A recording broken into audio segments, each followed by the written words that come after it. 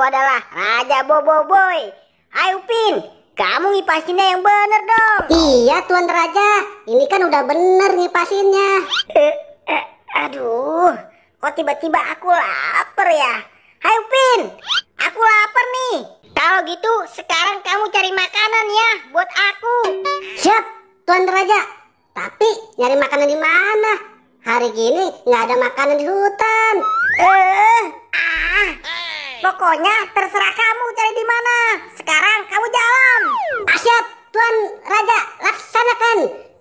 Aku mulai jalan. 1, 2, 3, hop. Aduh, tembok ngalangin aku jalan aja sih. Jalannya ke sana tuh. Gimana kali punya mata? Punya raja pelit banget. Buat beli makanan aja nggak dikasih. Nah, aku ada ide nih. Mending aku kasih daun aja deh. Makan tuh daun. Dasar raja pelit. Hei, singa peliharaanku, ayo cepat jalannya. Kamu tidak tahu apa? Ini hutan tempatnya Raja Rimba. Ayo cepat. Waduh, ada air tuh. Kebetulan aku lagi haus nih. Waduh, majikanku kemana? Kok hilang sih? Aku jadi tersesat nih.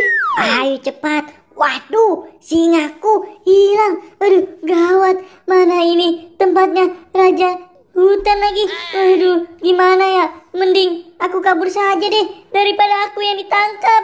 Aduh, katanya prajurit Raja Rimba seram-seram. Aduh, majikanku pergi kemana ya?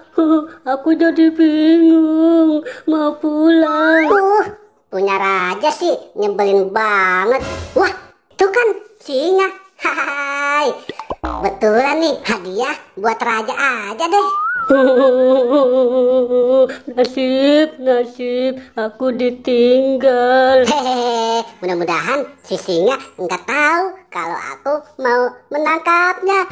Hap, ketangkep juga kau singa. Hai, pasti rajaku seneng banget kalau aku punya hadiah. Aduh, si Upin kemana ya? Aku sudah lapar banget nih. Nah, itu dia datang. Aduh. Ayo bangun Upin. Kamu sih jalannya nggak hati-hati.